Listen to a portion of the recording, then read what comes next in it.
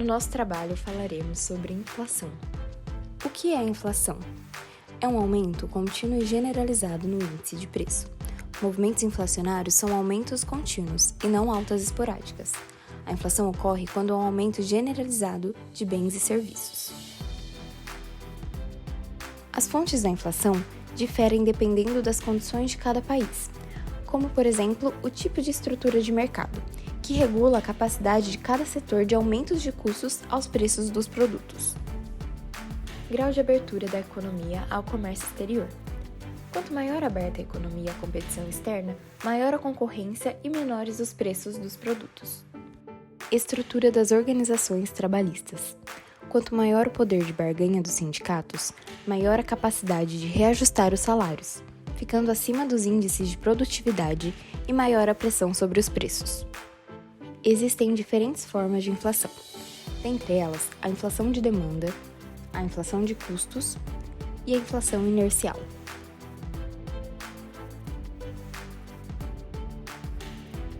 A inflação de demanda é o excesso de demanda agregada em relação à produção disponível de bens e serviços, ou seja, é a elevação dos preços por conta do aumento da demanda, ultrapassando a oferta dos produtores. A probabilidade de ocorrer inflação de demanda aumenta quando a economia está produzindo próximo do pleno emprego de recursos. Todos que buscam um emprego conseguem encontrar uma ocupação no curto prazo. Um fenômeno relacionado à inflação de demanda é a curva de Phillips. Nela, a inflação e o desemprego relacionam-se de maneira inversa, ou seja, quando um aumenta, o outro consequentemente irá diminuir, e vice-versa. Essa curva afirma que é possível existir uma relação estável e inversa entre a inflação e o nível de desemprego. Como sabemos, o crescimento econômico eleva o nível de emprego da economia e, por isso, diminui o desemprego. Mas, ao fazer isso, temos um efeito que leva ao aumento da inflação. Isso ocorre porque a demanda acaba ficando à frente da oferta da economia. A política econômica deve se basear em instrumentos que provoquem redução da procura agregada por bens e serviços. A inflação de custos é uma inflação tipicamente de oferta. O nível da demanda permanece o mesmo, mas os custos de certos fatores importantes aumentam. Os preços sobem devido ao aumento dos custos dos ofertantes, ou seja, dos produtores de determinado bem ou serviço na economia. Essa elevação de custos pode ocorrer por vários motivos, tais como preço dos insumos, gastos com energia, impactos climáticos, aumento dos salários, entre outros. Aumento dos custos das matérias-primas. Por exemplo, os aumentos de preços agrícolas, devido a fatores como geadas e secas, também caracterizam uma inflação de custos, sendo eles conhecidos na literatura econômica como choques de oferta. Aumentos salariais acima da produtividade. Um aumento das taxas de salários que supere os aumentos na produtividade da mão de obra acarreta um aumento dos custos de produção, que são normalmente repassados aos preços dos produtos. Estrutura de mercado. A inflação de custos também está associada ao fato de algumas empresas, com elevado poder de monopólio ou oligopólio, terem condições de elevar seus lucros acima da elevação dos custos de produção. A inflação inercial é o processo automático de realimentação de preços, ou seja, a inflação corrente decorre da inflação passada, perpetuando-se em uma inércia ou memória inflacionária. A indexação formal é consequência dos reajustes sobre os preços dos bens, que são consequência dos reajustes nos contratos financeiros de aluguéis e salários. A indexação informal são os preços em geral, impostos e tarifas públicas, ou seja, os aumentos de preços passados são automaticamente repassados para todos os demais preços da economia, por meio dos mecanismos de correção monetária, cambial e salarial. De acordo com essa corrente, a inflação seria explicada principalmente por questões estruturais, daí o nome, como estrutura agrária, estrutura oligopólica de mercado e estrutura do comércio internacional. A oferta agrícola não responderia na mesma proporção do crescimento da demanda de alimentos, por ser dominada por latifúndios pouco preocupados com questões de produtividade, tendo a oferta de produtos agrícolas inelástica a estímulos de preço de mercado, levando ao aumento de preço dos alimentos. Em linhas gerais, as causas da inflação estão associadas a conflitos distributivos, ou seja, na tentativa de os agentes manterem ou aumentarem sua posição na distribuição do bolo econômico. Empresários defendendo suas margens de lucro, trabalhadores tentando manter seus salários e o governo mantendo sua parcela por meio de impostos, preços e tarifas públicas. As distorções provocadas pelas altas taxas de inflação. O processo inflacionário, especialmente aquele caracterizado por elevadas taxas e particularmente por taxas que oscilam, tem sua previsibilidade dificultada por parte dos agentes econômicos e promove profundas distorções na estrutura. Os efeitos provocados pelas altas taxas são o efeito sobre a distribuição de renda, onde a distorção mais séria provocada pela inflação diz respeito à redução relativa do poder aquisitivo das classes que dependem de rendimentos fixos, que possuem prazos legais de reajuste. Nesse caso, estão os assalariados, que com o passar do tempo vão ficando com seus orçamentos cada vez mais reduzidos, até a chegada de um novo reajuste. Outro efeito da distribuição de renda é para a classe trabalhadora, que é sem dúvida a que mais perde com a elevação das taxas de inflação, principalmente os trabalhadores de baixa renda, que não têm condições de se proteger, por exemplo, com aplicações financeiras, visto consumirem praticamente a totalidade da sua renda. Por essa razão, costuma-se dizer que a inflação é um imposto sobre o pobre. Os proprietários que oferem renda de aluguel também sofrem perda de rendimento real ao longo do processo inflacionário, pois os aluguéis estão normalmente atrelados a contratos que fixam seu valor em determinado prazo. Os agentes econômicos, com mais liberdade de formar preços e, particularmente, maior poder de mercado para definir seus preços, como empresas inseridas em mercados oligopolizados, têm condições de repassar os aumentos de custos provocados pela inflação, garantindo assim suas margens de lucro.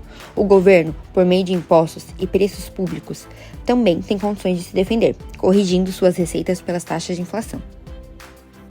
Efeitos sobre o balanço de pagamentos. Elevadas taxas de inflação em níveis superiores ao aumento de preços internacionais encarecem o produto nacional relativamente ao produzido externamente. Assim, tendem a provocar um estímulo às importações e desestímulo às exportações, diminuindo o saldo da balança comercial.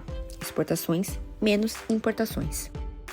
Na tentativa de minimizar o déficit, são obrigadas a lançar mão de desvalorizações cambiais, as quais depreciando a moeda nacional, podendo estimular a colocação de nossos produtos no exterior, desestimulando as importações.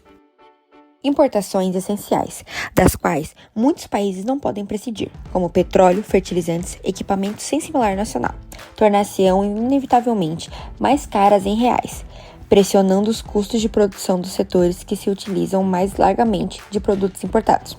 O círculo se fecha com uma nova elevação de preços, provocada pelo repasse do aumento de custos aos preços dos produtos. Os efeitos sobre o mercado de capitais. Tendo em vista o fato de que, em um processo inflacionário intenso, o valor da moeda deteriora-se rapidamente, ocorre um desestímulo à aplicação de recursos do mercado financeiro, especialmente as aplicações cuja remuneração seja definida ex ante, ou seja, definida antecipadamente no momento da aplicação. Nos processos inflacionários mais prolongados, os papéis que ganham importância no mercado financeiro são aqueles cuja remuneração seja definida ex post, ou seja, no final do prazo de aplicação. Mesmo nas aplicações ex post, a rentabilidade acaba dependendo de índices de preços utilizados para corrigir o valor aplicado, e, consequentemente, sua rentabilidade fica atrelada às características dos índices de preços utilizados para corrigir as aplicações. Isso gera muita incerteza no mercado financeiro e faz os poupadores procurarem outras opções para aplicar seus recursos, como ativos fixos, terras e imóveis.